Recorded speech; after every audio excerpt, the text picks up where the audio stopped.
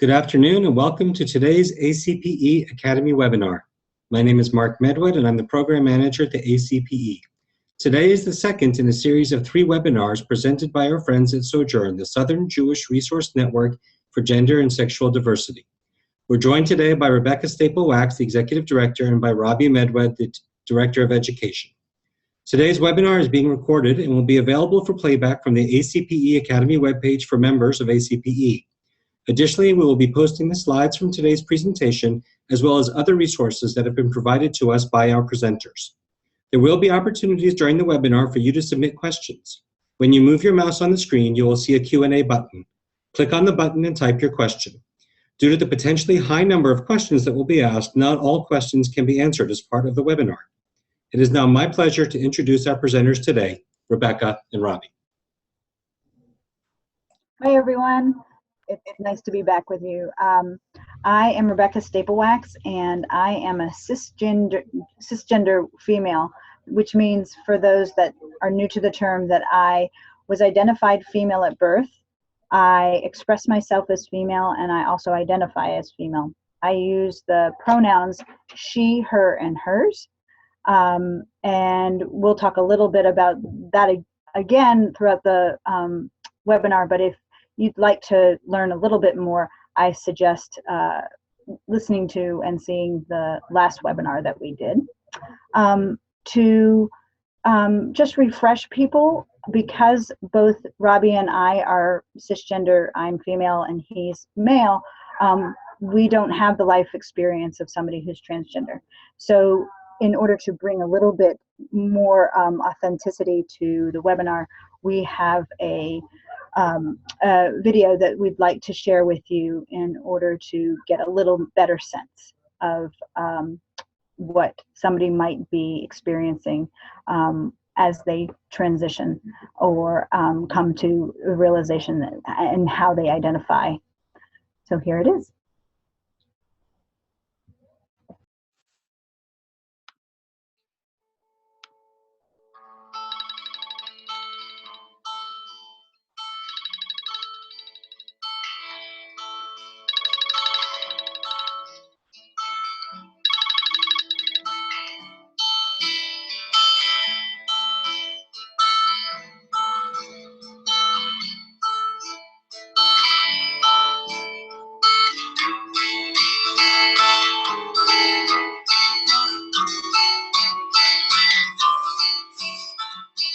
I've actually had long hair for the better part of a decade because that was one of the first things you can do with a degree of plausible deniability in all of this. You can just be that kid who wants to have long hair and not really do anything else. So I grew it out starting at the end of high school. My name's Hannah. I'm 30 years old. I live in Harlem and I'm a medical student. I think my life is pretty ordinary. I think finding your identity is a universal thing, and I think introducing yourself again and again to people is a universal thing. I used to put on full faces of makeup. It was nuts, but now this is the most makeup I almost ever do. I mean, the laser hair removal helps a lot, and the hormones, obviously, coming into yourself and looking more typical for a female. The way I explain this to people, sometimes I'll give them a pen, and I'll say, would you write your name? But with the other hand than you usually do. And they'll look at me and they say, that's kind of difficult. And I say, well, how long did it take you to realize that wasn't working for you? And they'll say, not that long at all. And I say, well, how do you know it's the wrong thing? And they'll say, I just know. And I'll say, exactly. That's the best way I can explain this part of my identity, is it's been as intrinsic to me as any other part of myself. It's not a fetish. It's not a phase. It's simply what is. So every 2 weeks I give myself a shot of injectable estrogen, and this is because my body does not make the same hormones that other natal women's bodies do. There were definitely moments I was questioning this, definitely moments that I had to overcome. One of the big ones was as my transition loomed, I had to mourn myself, and this guy who I was never perfectly fond of, but a lot of people were, and to say that this part of me, for whatever it was, perfect or otherwise, I don't get to keep building from. And that was terrifying.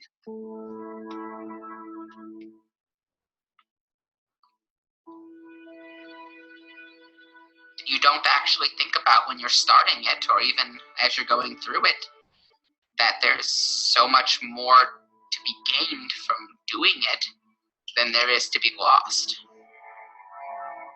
This is my first curse from when I started going out as a female. Just a little something I worked up the courage to buy at a thrift shop, and I've been using it ever since, and I still do. This is probably about 8 to 10 years worth of going out as a woman.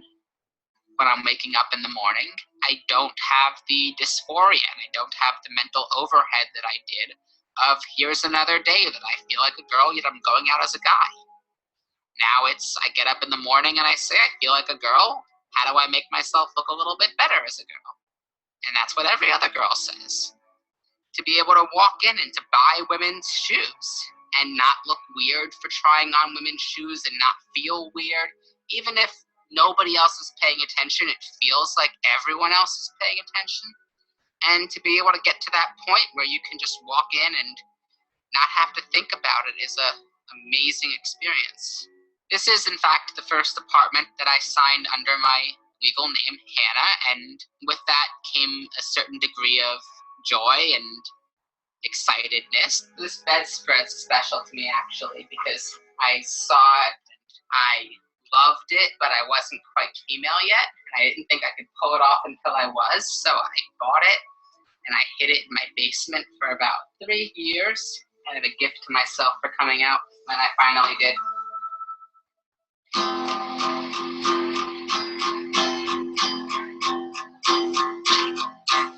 the places I lived before, I was very concerned whenever I would go out of the house. I'd have to look and see through the peephole if somebody was at the doorway. I didn't want anybody to see me as if what I was doing was in some way shameful. Yet here, I can just walk out the door, and it's just no longer a concern what people are looking at, and it's just a concern of me getting on with my day. One of the reasons it took me many years until I was out of the house to start my process of becoming who I am is because I wanted to do it when I was a bit more independent, and that it wouldn't impact my parents and my family, because coming out for me is also coming out for them. So I had to be prepared not just for how they were going to take it from me, but how the world was going to take it from them. Good, how are you? Salam, what's up? I think walking through the world as Hannah now has made me a more confident person. I think even my family has picked up on that in many ways. My mother, for example, one day I came downstairs, I was wearing my dress, I was wearing stockings, had my hair done, makeup done, and she looked at me and said, Hannah, you look nice. I'm starting to get it. I have 3 daughters now and 1 son. And it was one of the nicest things she'd ever said to me, that it wasn't even an issue now of her having to get and consciously think of me as Hannah. It was she saw me now as her daughter and was actually kind of proud of the woman I've become.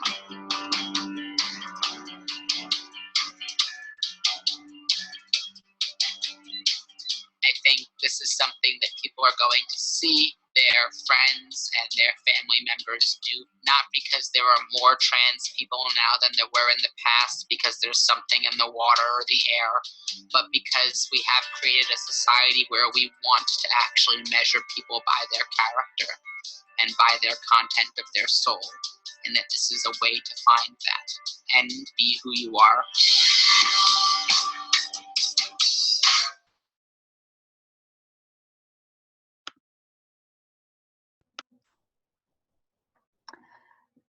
As a refresher, we have here the gender unicorn, which for folks that were at the last webinar had seen, but I think it's also great to review because it talks about the continuum of how people identify. For Hannah, Hannah sees herself as a woman. I didn't hear, and I suspect that she would say this, that she's a woman, not necessarily a transgender woman. But some folks, and she may, say that they're anywhere along the process. And we talked about last time that only 70% of 70% of folks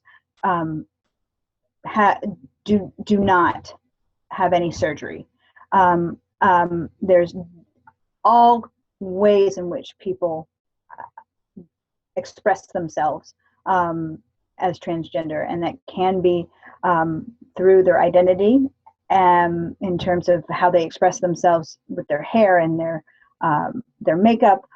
Some don't do any of that, so I think it's just very helpful for us to remind ourselves that when somebody says that they're transgender or whatever gender they do identify as, that's who we're seeing and that's who we're talking to.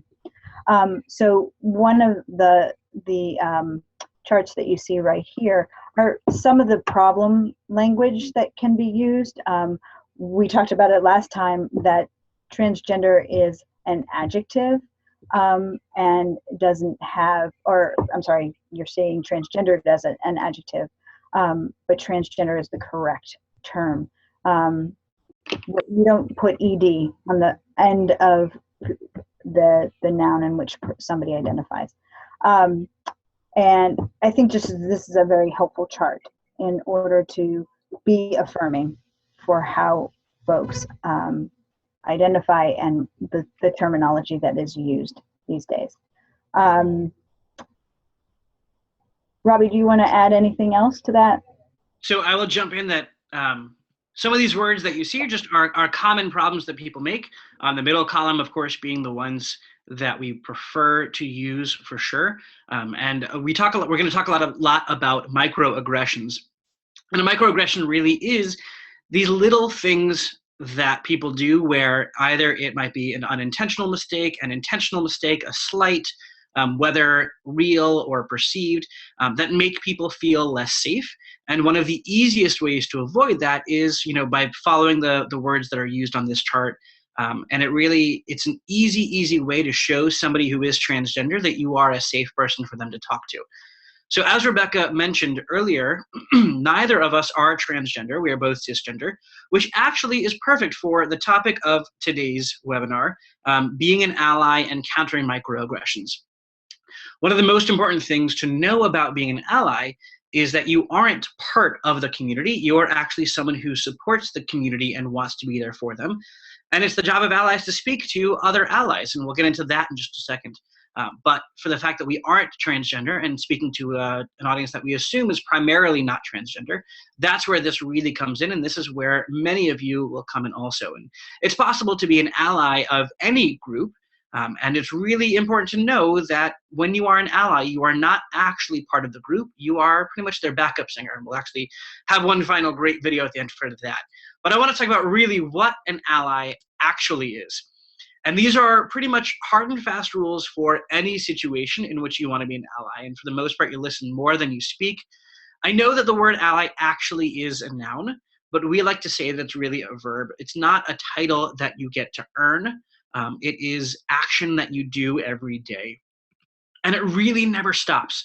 It's very hard work to be an ally because you can't just say, oh, you know what, that one's just not a big deal. I'm not going to make a big deal about it. Oh, it can't, no, they're just too sensitive. Like that's not how allies work. It really takes a lot of energy, and allies constantly educate themselves. They make sure that they're learning the best terminology.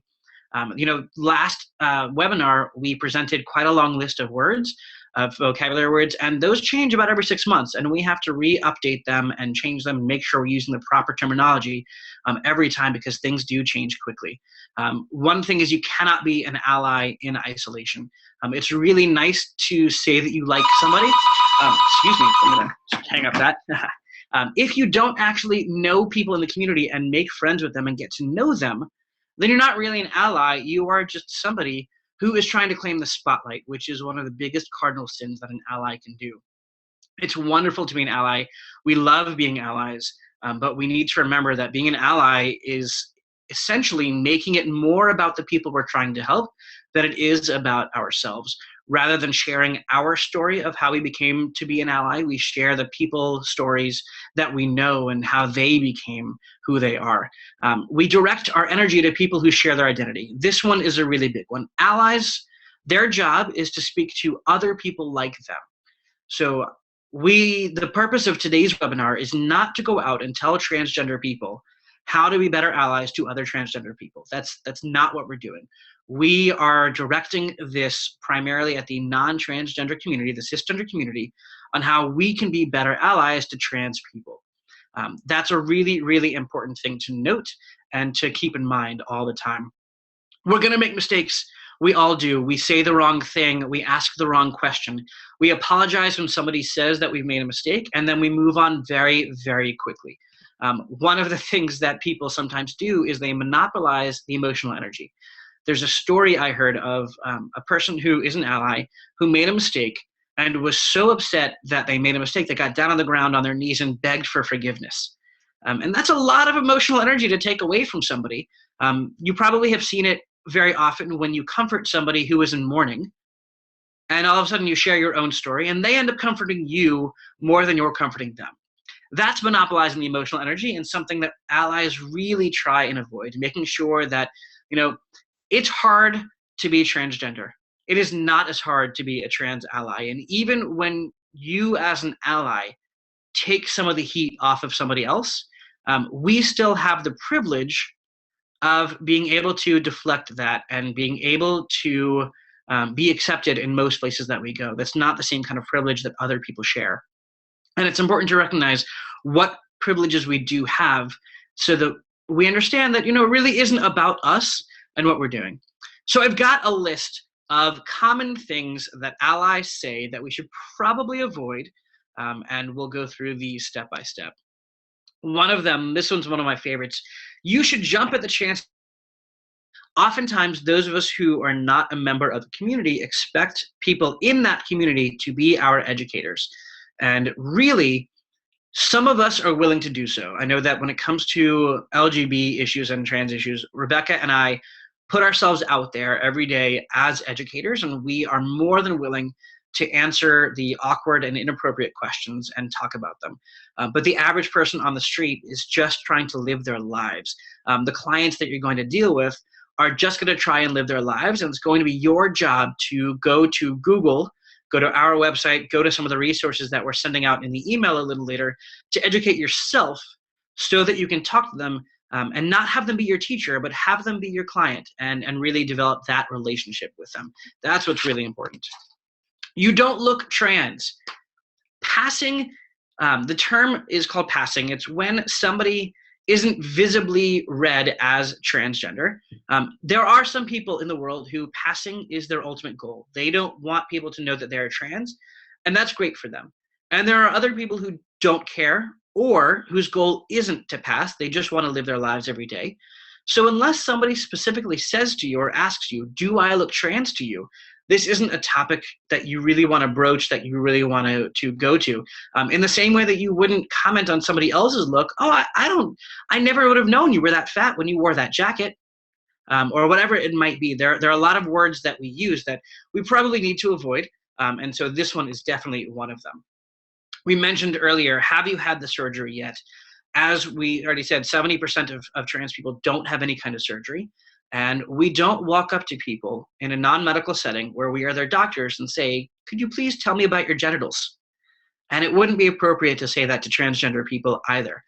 The only time it's really ever appropriate to talk about what's in someone's pants is if you are their doctor and you are checking on any kind of medical issue, or if you are their partner and you are about to engage in sexual activity. Until then, it's really up to them. They will lead you there if they want to talk about it or not. But you have to follow their lead, and it's not an appropriate question just to ask on the streets, or even to close friends. But I didn't misgender you because you are biologically still a boy. We talked a lot last time about the phrase sex assigned at birth, about chromosomal sex, about biological sex, all of those things. What happens there is when we say this kind of phrase, biologically you're still a boy, or what are your chromosomes, or what genitalia do you have? What you're really saying is you're just pretending, and I don't believe you, and you're not safe around me. And an ally would never let anyone feel unsafe in their company. And we, as before, caution you from ever really needing to refer to chromosomal sex, biological sex. Those are terms that really should be avoided. If you need to ask the question, it really is sex assigned at birth. But again, these aren't questions that the majority of people need to know. And if they are an issue, if somebody is seeking you out for spiritual counseling, for therapy, these are questions that will come up in the natural course of what's going on. You don't typically need to ask what sex were you assigned at birth, unless there's really a medical issue. Yeah, we'll identify as a toaster, but that doesn't actually make me one.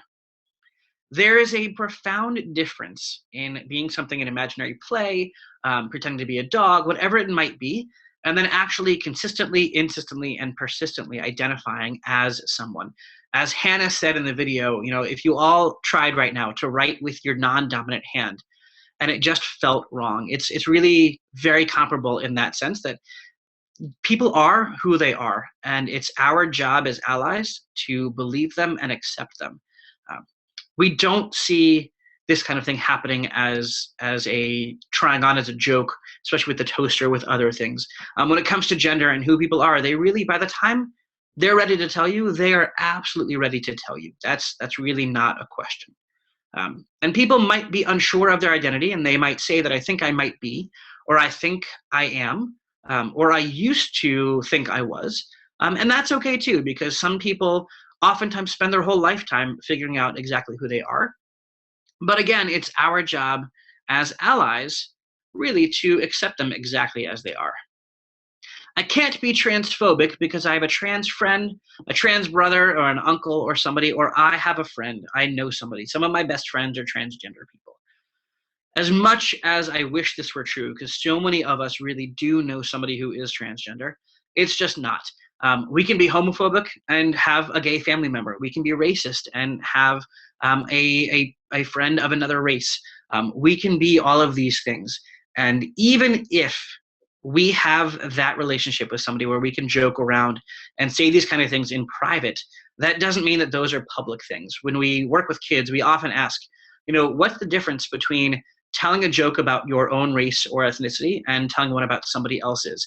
And there's that fine line that we can't ever define, but we know it when we see it, of it's okay in one section, but not okay in another.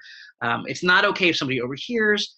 And this really comes into play too. You might have a relationship with somebody who is transgender where you can make those jokes, but that's a very unique thing. And it doesn't apply to anyone else in any situation.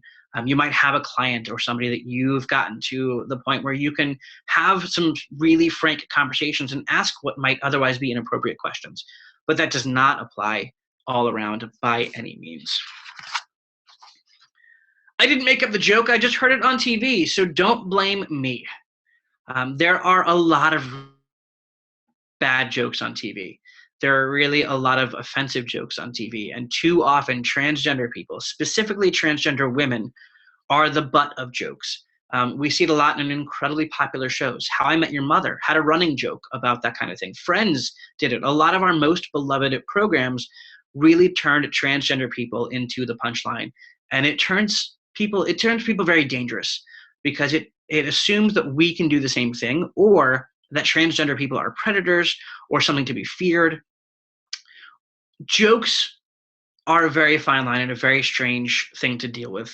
And oftentimes they cross lines. And many people will say, but it's just a joke. It's just comedy. But none of us here are comedians, and none of us here are in that line of work.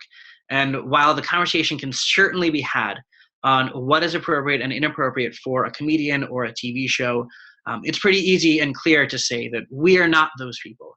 And what might be funny or might be subversive in certain situations doesn't really work in all situations by any means. A lot of us tend to misgender somebody when we get angry with them. We might say, oh, she's such a man, or he's such a little girl. Don't be such a little girl. What you're actually doing is using transgender as an insult. You're saying that they're pretending to be someone they're not, that they actually have genitalia that might not belong to them, that they aren't who they say they are, and you're using gender as an insult. Aside from even being transphobic, it's just also misogynist in this case, and it just is anti who we want to be. We see this a lot oftentimes with political people, with consultants on TV, A few people come to mind where we make jokes about people that we don't like, and we call them a different gender. And imagine if you were to say to somebody to that in public, and all of a sudden they realized, oh, they're talking about someone like me, someone who might look like they're a man, but is actually a little girl, and they're saying that that's a bad thing to be. The messages that we get from these jokes really do carry over. And even if we start to think, well, that's not such a big deal, we have no idea what someone else is hearing. And when someone else tells us that they're hurt, we can't argue with them because they're sharing their experience. Don't get so offended when I say guys. I mean everyone, you know that. There are plenty of people who have no problem with using guys in a gender neutral kind of way. I think a lot of us do that. But there are plenty of people who really don't like it, whether they are transgender, not transgender, around. I would say this is one of those times where we need to be very careful about our words and who is around and how we're speaking about them. What might be very innocuous to us could be a very big deal to somebody else. Not everybody gets offended by guys. Not everyone will get offended the same way, but would you walk up to a mixed gender group of people and say, hey, gals, in the same kind of way? And I'm not sure that any of us ever really would. So in this one, it really comes down to when somebody tells you, that really makes me uncomfortable, and you say it, no matter what it is, whether it's guys, gals, or in general, one other word, when somebody tells you that they are uncomfortable with what you're saying, it's really our job to say, I'm sorry, I didn't realize, and to change our behavior. I'm so glad we got rid of discrimination once we got marriage equality. This one comes down a lot. A few years ago, the mainstream LGBT groups decided that focusing on marriage equality was going to be the easiest thing to do. And they did so at the expense of transgender people in many, many ways. We took what would have been resources for other programs, and we worked towards an issue that, while incredibly important, and I don't want people to think I'm saying it's not important, because it is, affects a small portion of our community. And it really does leave behind so many other people. And it's really important to note that all of the protections that we've gotten so far for lesbian, gay, bisexual people, and they aren't many of them don't apply to transgender people because gender identity is not covered in many of the laws that exist. So even though we have won quite a few rights in the LGBT community, those don't always translate over. So people will often experience discrimination on a daily basis, and it really does happen all the time. I wish I could fight for equality with them instead of next to them. I wish there was an S for straight in the acronym. The acronym here is referring to LGBTQ. Some people wish that they could see LGBTQS or LGBTQA. The A in the acronym, by the way, is not for ally. It is for asexual, which is asexual identity. It really is important to note that being an ally means you are not part of that community. We allies, we value our allies. We recognize that this community wouldn't be anywhere near where it was without allies.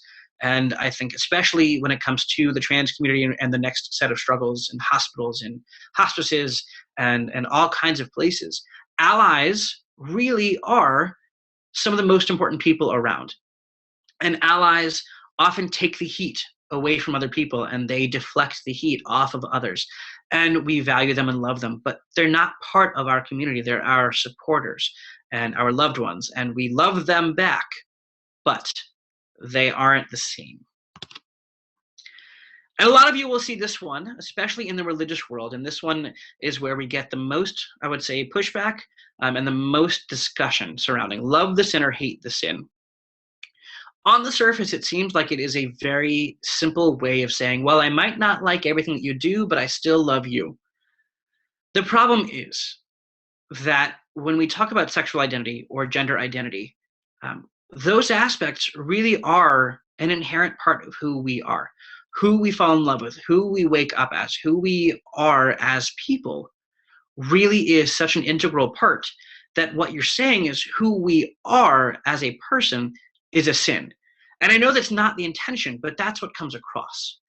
And it really says that there is not a place for you in our religion and in our religious world.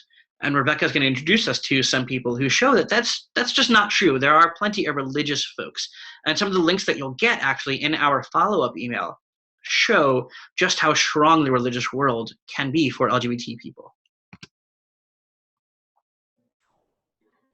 So I'm not going to read what's here because I think you can absolutely do that. But I think what is significant and really it's trying to relate is that there is a place in the religious world for transgender people. We have seen books written and certainly blogs written that are able to relate people's experiences and how inclusive communities can be. That is really what religious institutions were, I think, meant to be, is to be a community, not for just some, but for all. And I recognize that there's a lot of conversations these days about religious freedom. There are federal and state laws that protect people's freedom of religion. And we're also seeing that folks are afraid that if they can't be sanctioned to exclude people, then they're being threatened.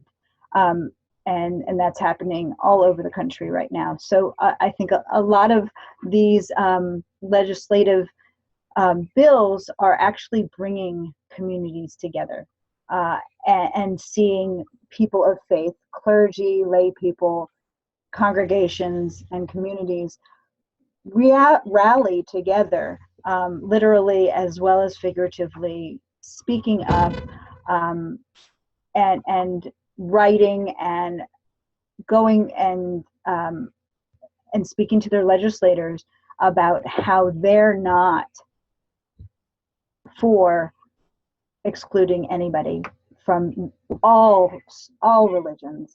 Have spoken up about this.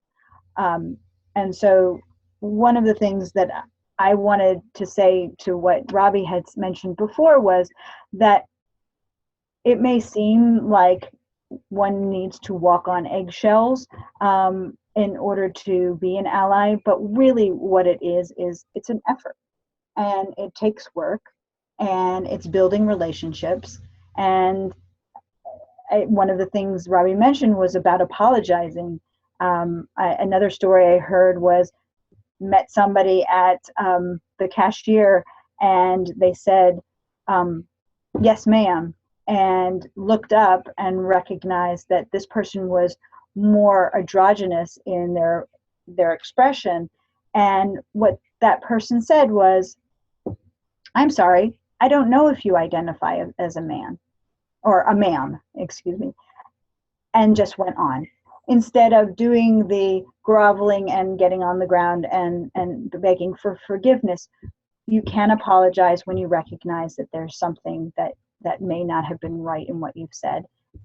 But no inquiry was necessary to say anything further. I wanted to share, we'll have plenty of resources, but I have a stack of books that I just wanted to show you right here.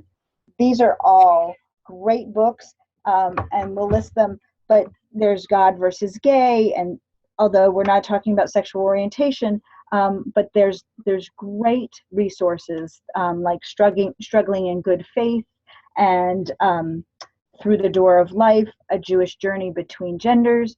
Lots of great resources for you all in order to take as you work with your patients and clients. I do want to also give you some experiences that we've had when we've been had resistance in working with communities. And we've had folks in some of our seminars writing Bible verses throughout the entire seminar, but they didn't get up and leave. And sometimes we have to remember that there's 50 people in the room, and although this one person is having an experience that is difficult for them, that we do remember that there are all these 49 others that are there and getting something, and that this person, again, what Hannah had said was it's a coming out process for everyone, and so that it does take time, and these conversations were never had with most of us as we were growing up. There are 6 genders, as Robbie mentioned, that are found in commentary in the Hebrew Bible. And when we often talk to rabbis about this, they have never been taught in their rabbinical training about this. And so I again recommend going to the SOJOURN's website for downloadables in order to see ways in which you can integrate some of that knowledge and also share it so that other people can feel very confident in what they in that they are not alone. I think that's one of the other things that we're conveying today, is that we don't live in isolation, and it's really important to let folks know that they are not alone, if it's the person who identifies as transgender or their family and friends or business associates. So I want to point out on the screen a couple of things. One, if you notice, that is in fact the same Hannah that we had in the video. And then next to Hannah is Austin. And if you look at the way that they describe themselves, these are 2 variations, and they don't follow the same formatting. And that's a really, really cool thing to note, that people are going to identify themselves in the way that feels most comfortable for them. So when you ask, really one of the best things to do is to ask, what should I call you? How do you identify? And what should, how do you want to be listed? Those kind of things. If you are tech savvy and online on Instagram, Facebook, and Twitter, you can see the hashtag #FaithfullyLGBT, which is a very cool project by a guy here in Atlanta doing pictures and all kinds of resources. We'll send you in the email that you'll get a lot of the list of where they are and how to find that stuff. There's also a list to links to our website, a few Christian websites, a Muslim website, and a few other places where you can find some other information. But one of the really important things that I want to make sure we get is that theology for so long has been used as a weapon. And it can also be used as a comfort and as a strength and as a whole positive experience. But there are many people who are resistant because of past experiences. But that doesn't mean that they don't want that in their lives. Many people do. And I think that's what you'll find often, many of you with your clients, with the people that you work with, that they are coming to you because they want that spiritual side. And I think that's when we focus on the things here, that the really positive, welcoming, loving aspects of religion. I can tell you for the most part that most of the people you work with, they're going to know the anti-arguments from religion. And that's not what they're coming to you for. They really are coming for you to love, for the love aspect. So we've got one last video for you that is one of my absolute favorites. Francesca Ramsey, I'll introduce her before we flip the slide, actually is now working on the nightly show on Comedy Central. She's got an MTV show. She made this video on her own about just over a year ago on how to be an ally. And it's pretty fantastic. She's got a whole set of other videos up there, and you'll get the link to this video and to Hannah's video as well in that email. And this really is a wonderful way to frame how to be an ally. And while you're watching that, go ahead and get your questions ready, because we'll have about 15 minutes or so for questions also and discussion. Hey friends! So I'm trying something different with my setup, and I don't know if it's working, but you will deal. Imagine your friend is building a house, and they ask you to help, but you've never built a house before. So it'd probably be a good idea for you to put on some protective gear and listen to the person in charge. Otherwise, someone's gonna get seriously hurt. Look, I'm helping! It's the exact same idea when it comes to being an ally. An ally is a person that wants to fight for the equality of a marginalized group that they're not a part of. We need your help building this house, but you probably should listen so you know what to do first. Let's do this. So here are my 5 tips for being a good ally. Understand your privilege. Now, a lot of people get hung up on the word privilege, so let me break it down for you nice and easy. Privilege does not mean that you are rich, that you've had an easy life, that everything's been handed to you and you've never had to struggle or work hard. All it means is that there are some things in life that you will not experience or ever have to think about just because of who you are. It's kind of like those horses that have those blinders on. They can see just fine. There's just a whole bunch of stuff on the side that they don't even know exists. So for example, there are currently 29 states where you can legally be fired for being gay, and there are 34 states where you can legally be fired for being trans. Now, as a straight cis woman, those are things that I don't have to ever think about if I don't want to.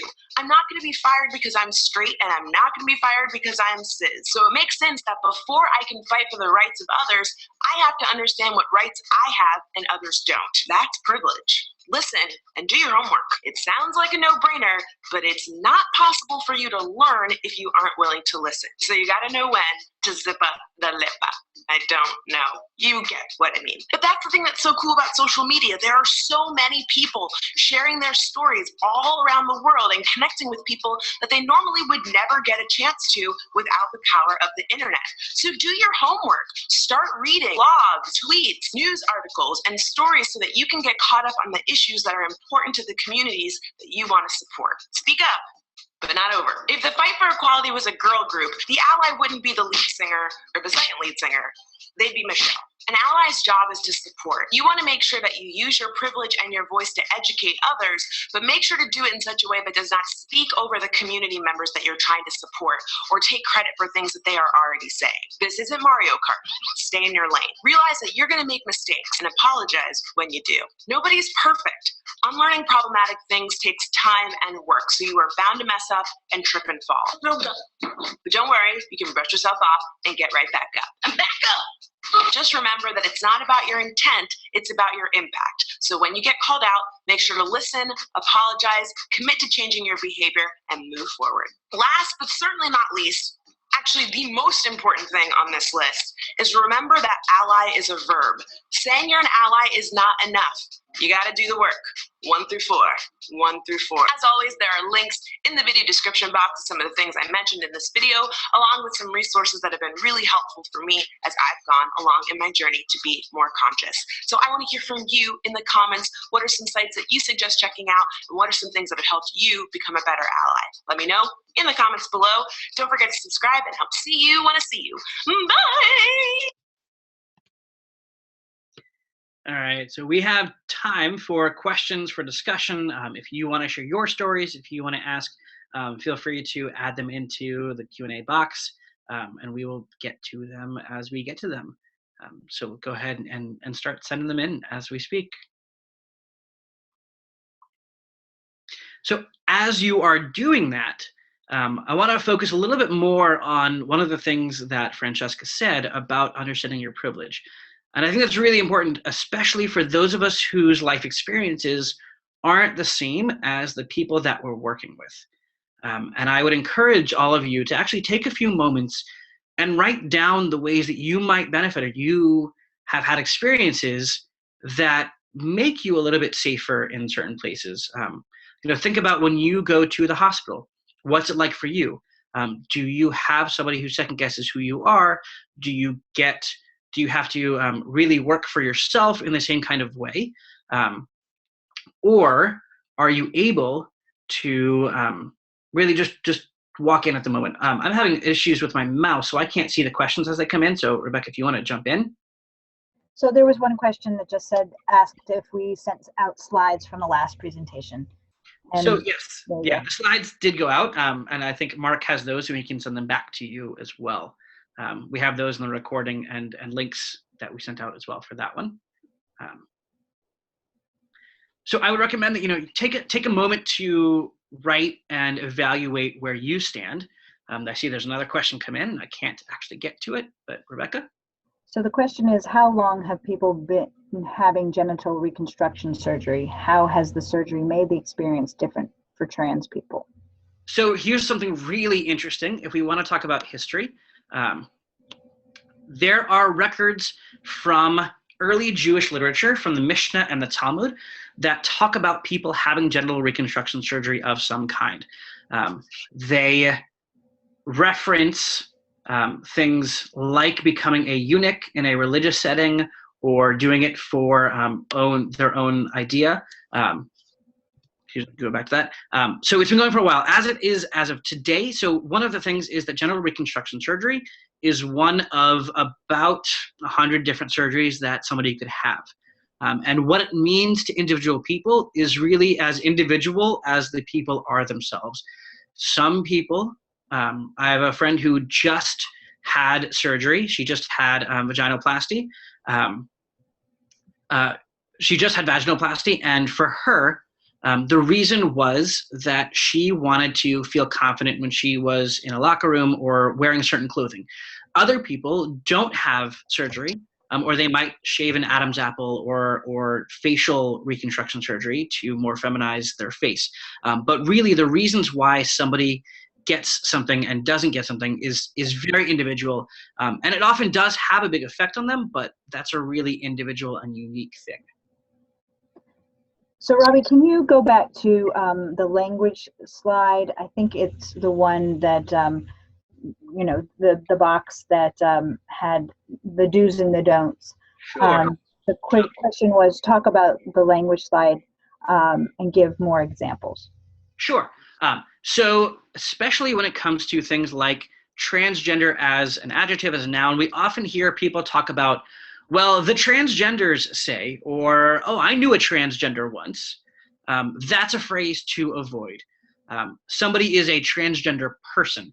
I would say that the same goes in terms of talking race. We wouldn't say a white, a black, a gay, all of those types of things.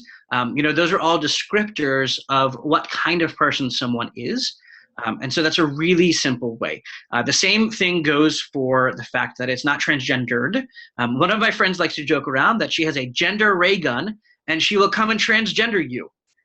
So that's what it sounds like when you say transgendered. Nobody was transgendered. They didn't get transgendered. They are transgender. So no ED. The same thing goes with intersex, with cisgender. I know it sounds like it should have an ED on the end. I used to make that mistake myself. But it's like saying that you got greened, or you got yellowed, or you got redded. You know, that kind of thing. I see the question there, so I'll get to that in just a second. One of the phrases at the very bottom is gender reassignment surgery, sex change, sex reassignment surgery. We happen to prefer genital reconstruction surgery. Some people like gender affirmation surgery, and really a lot of that comes down to what does the person say themselves. In the same way that last time we spoke about transsexual and transgender and how people do that, that's really a question for themselves. One of the questions was, what about genderqueer? Genderqueer, we spoke a little bit about last week, or last time, and what it really means is people who live outside the binary or don't follow the rules of what it means to be the gender that they are. So they play around with it sometimes. The issues that face them oftentimes are things like gendered bathrooms. If there's only one choice or two, if there's only two choices, if there's only male and female, oftentimes somebody who is neither male nor female, who's genderqueer, is left without a place to go. Or if we do splits in classrooms for kids, let's say, that one always is an issue also. So how do we respond to the criticism that sensitivity, education, and advocacy is a type of political correctness and akin to thought policing? How do we respond to people who feel they're being judged by LGBT folks for thinking the way they think and feeling the way they feel? So one of the common things we see is if you take the phrase political correctness and change it out for being a nice person, that kind of helps a lot. We say that being a nice person really means that you're putting someone else's needs above your own. We recognize that a lot of people feel uncomfortable with these issues, but what it is our own personal discomfort and not someone else's fault. And that's really important to note. We often say that, you know, my own discomfort is my issue. And I have to deal with that, and people can help me with that, but it's not fair of me to put my discomfort onto somebody else in that kind of way, especially when we have the statistics that show what they show about suicide and the risk factors and the danger that people face when their true identity isn't recognized and respected. We often acknowledge, I see Rebecca's going to jump in a second also, looks like, we acknowledge the pain or the challenge that this comes into. And we want to acknowledge that that's a very real fear, but that's something that can go away. That kind of fear can go away with education and with learning, but the idea that someone actually is trans, that doesn't go away. That doesn't change. Rebecca, you're going to jump in. And I think we talk about this often too, is that it's not about being competent, and we talk about sensitivity and awareness. It's not an end result. It's not a destination.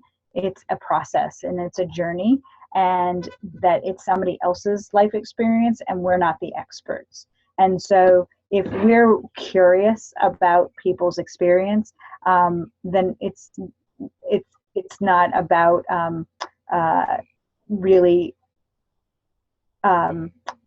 transposing our thoughts and our feelings about them onto them. It's especially when you're in this pastoral world, you're really receiving from them.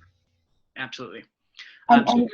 And just so it is a concept, this cultural humility. So if you ever wanted to look it up, you could find it too. Sorry, Robbie. That's okay. So one of the other questions was, why is it important to introduce yourself as cis, or is it important to introduce yourself as cis? And what actually is cis? So cisgender is the opposite of transgender. So it is not transgender, somebody who was assigned their gender at birth and actually grew up that way, knowing it, and it works for them without a problem. Cisgender actually is cis is a Latin prefix for on the same side as. Transgender being trans is the prefix for on the as. So that's what it is. I would say it's not that it's important to introduce yourself as cisgender. It is important to introduce yourself with your pronouns. We don't need to walk around and say who is cisgender, who is transgender. The best thing to say is just I use he, him pronouns and move on from there.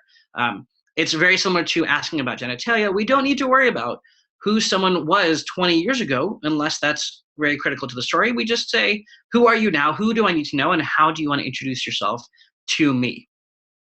So do we have a recommendation about gender-specific education? And I'm going to assume that you mean splitting classes into boys only and girls only. We often actually recommend against that because what you're really doing is splitting people up based on your assumptions based on their genitalia. And we find there are other ways to create those atmospheres that you're looking for without making people define themselves by their genitalia. You can focus on specific issues, you can do smaller group, you can do all kinds of things that don't rely on those things. There are clearly studies that say that type of stuff works, but think about the people who are left out by them and how can we be as inclusive as possible. It's not gonna work in every situation, but when we are in specific situations, how can we also make sure that we are as accepting and open to people who don't fit the mold, even though that's where they've decided or that's where they've been told they have to be. So think about an all-girls college and somebody comes out as transgender, and all of a sudden, are they not welcome there anymore? Are they welcome there? Do we have to change the words we use? All kinds of things. So, there are other issues that come along with specifying by gender. Is there a webinar on LGBT chaplains or specifically on trans or genderqueer chaplains? So we don't have anything specific from us at the moment on chaplains who they themselves are LGBT or trans themselves. But that's a really interesting thing to talk about and something that we will definitely take to ACPE about being able to provide more education on. So thank you for that question. I really enjoyed that one. Are there any other questions before we wrap up? It is 2:55, so we have just a few more minutes left. So I do want to, as we're talking, we'll plug a little bit about next week. Actually, one of the questions I didn't get to was, is there a way to get the slides if you're not a member of ACPE? I don't know if there's a way to get the specific slides, but I will say there are lots of resources on our own website. And I will go to that last slide in just a moment for the contact information, sojourngsd.org. We have lots of blog posts. We have lots of stuff on Facebook. We share lots of articles that often all of this stuff is based off of. So I recommend visiting that as well. As I move us to that, I want to plug, it's going to take me a little while to go through all these things. I want to plug our next webinar, which is really going to be on suicide and risk factors. And that one is really important. Let me pause the share. There we go. So that one's going to be really important because we're going to talk about some of the danger factors that people really are going to face, and how you can get involved and things that you can do for that specifically. So another question popped up. Is there a consensus on what age is appropriate to start transitioning? So we talked about this a little bit last week also. The statistics really show that kids know their true gender between the ages of 3 and 5. A lot of them do. And with that, depending on doctor consultation, endocrinologists, parents and families, and how comfortable they are, they'll start transitioning earlier. Some will do later, but it's really also, many people hear transition and they assume surgery. And that's not always the case. In fact, 70% of the people, that's not the case whatsoever. So really, when we talk about transitioning, we mean changing our outward appearance to match who we are. So it might just mean wearing different clothing. It might mean growing our hair long or cutting it short or changing our name. And that one often starts a lot younger. And I'll refer you back to some of the other slides that we've talked about. And another question is, I use the term feminizing someone's face. Something doesn't sit right with me. Can I talk about that term? I agree it doesn't sit right with me either, because we have this idea of what a feminine face should look like and a masculine face should look like. Unfortunately, when we work in these systems, sometimes we have to play by the rules of the system, even when that's painful for us. But a feminization surgery might look like shaving certain areas of cheekbone or changing the shape of the face to look more feminine in general. That might be something that somebody wants. It's not as common, but it does happen. And it's one of the many, many types of surgeries that a person can have. And many people, remember, don't get any kind of surgery whatsoever. So any others before we wrap up? So in that case then, on behalf of Rebecca and myself, thank you very, very much for joining us again this one. We got one last time.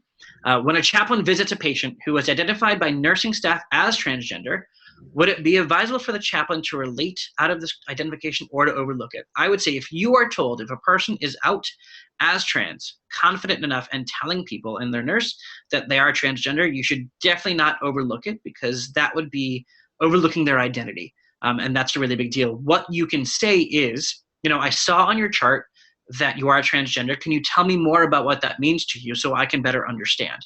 That's a great question. That lets them still have control over who they are and how you see them. And it lets you have a little bit of time to process and figuring out what they really need and what the best thing is and how best to respond to them. But I would say if you see something on someone's chart from someone from other sensitive information, you probably wouldn't overlook that either if it's relevant to what's going on. And especially then you can introduce yourself with pronouns and say, I would love to learn more about you as a person. Please tell me more. All right, so thank you very much. Our email and information is on the slide, so please feel free to get in touch with us more.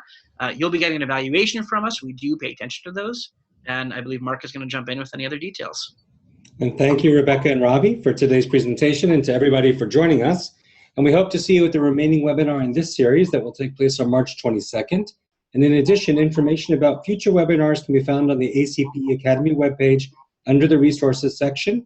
And in a few days, when we post this link of the recording, there'll also be additional resources that Sojourn has provided for us that you'll be able to access, and a lot of good information there, so please check back. And thanks again for joining us. Have a wonderful day. Thanks, everyone. Bye-bye.